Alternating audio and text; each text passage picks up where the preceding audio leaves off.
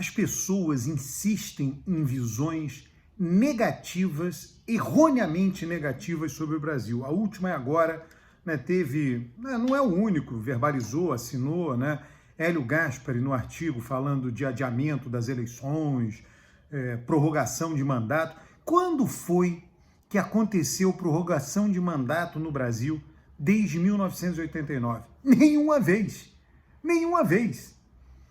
Por que vai acontecer agora? Porque tem Bolsonaro, um presidente super desgastado, com uma popularidade em baixa, atrás de Lula nas pesquisas, e aí vão prorrogar o mandato por causa dele? Claro que não tem base nenhuma imaginar isso. Veja só, é muito interessante. Essas análises absolutamente negativas sobre o nosso país, sobre o Brasil, elas estão baseadas, né, em pressupostos preconceituosos sobre o país. A pessoa imagina o seguinte, olha para a Europa, olha para os Estados Unidos e diz, o Brasil é horrível comparando por esses países.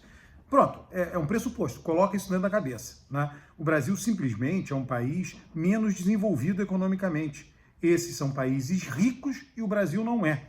Poucos países abandonaram o clube de renda média ou de países pobres e conseguiram entrar no clube de países ricos. A Coreia do Sul é um exemplo. É muito raro, Japão, talvez, né?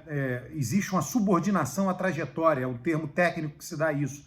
Né? Quem começa rico, continua rico, quem começa pobre, continua pobre. Né? É difícil, a estrutura é difícil mudar. Né? Agora, excetuando isso, o Brasil, os seres humanos que estão no Brasil são os seres humanos que estão na Europa, são os seres humanos que estão nos Estados Unidos. Tem diferenças culturais importantes? Tem, né? Mas e aí? Né? Por conta disso,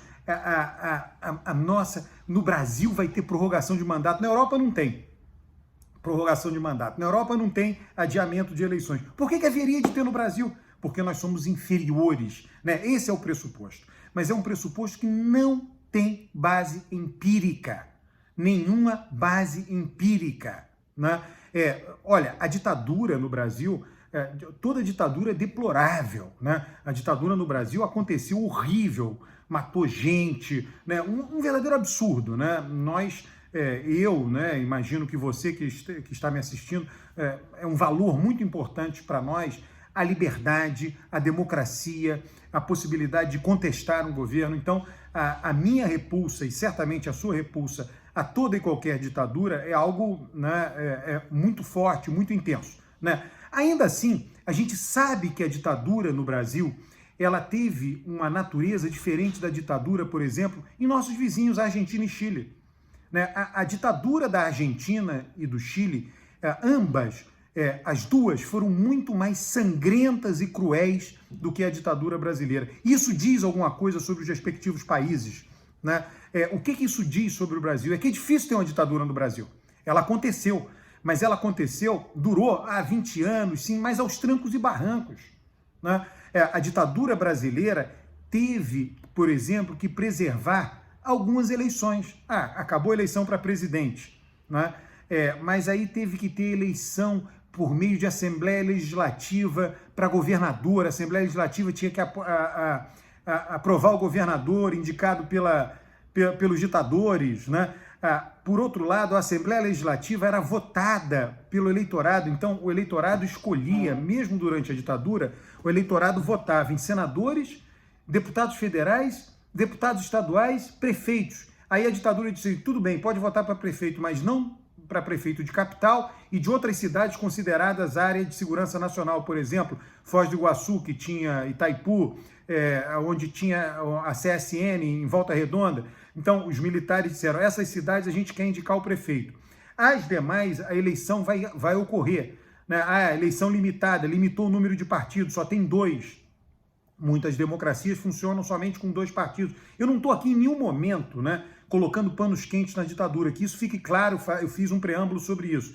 Eu só estou mostrando que a nossa ditadura, né, em função da natureza institucional do país, né, de elementos importantes, é uma federação, é grande, tem muitos interesses, é difícil governar. A própria ditadura brasileira teve que transigir a institutos da democracia, mais notadamente o instituto mais importante da democracia, que é a eleição. Ela teve que preservar um simulacro de democracia. Eu sou ditadura, sim.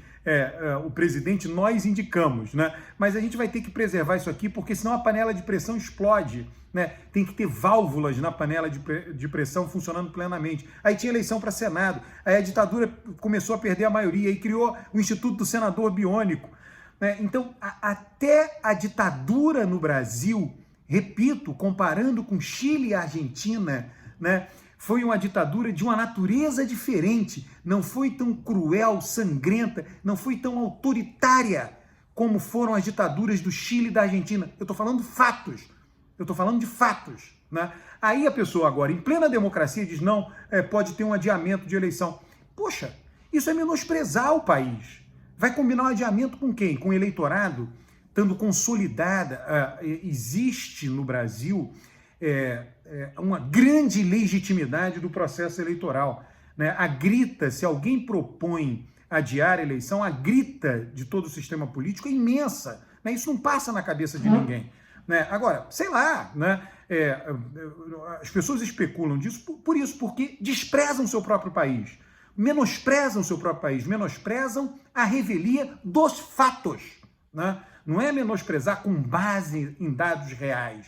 Você poderia menosprezar dizendo, o Brasil é um lixo, tá aqui, aí você mostra. Mas não, a gente tem a democracia funcionando desde a eleição de Collor. Buscamos, tentamos aperfeiçoar, inclusive, diga-se de passagem, né? A nossa democracia vem resolvendo macro problemas da sociedade. Tínhamos uma inflação crônica e alta, tínhamos hiperinflação.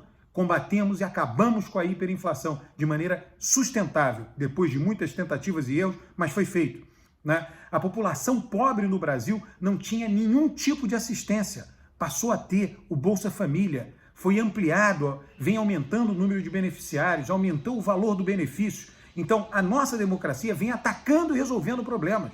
Foi ampliado o acesso ao ensino universitário.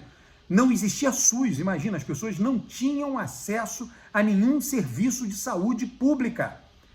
Não tinham. E aí você tinha, por exemplo, Irmã Dulce. Irmã Dulce só se tornou a santa que ela é hoje porque não tinha SUS no Brasil. Ela criou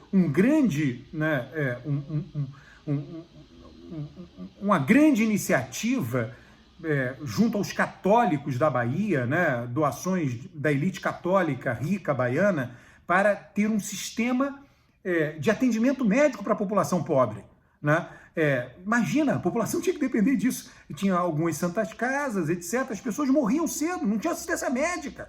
A pessoa não tinha como usar óculos, porque não tinha acesso ao oculista, não tinha nada, né? Passamos a ter com o SUS. Então, a nossa democracia vem vendo os problemas, atacando os problemas e resolvendo, né? Resolve perfeitamente? Não, mas em nenhum lugar do mundo se resolve perfeitamente. Não adianta se idealizar que o National Health System do Reino Unido é mil maravilhas. Vai lá e conversa com alguém lá, é cheio de defeitos, né?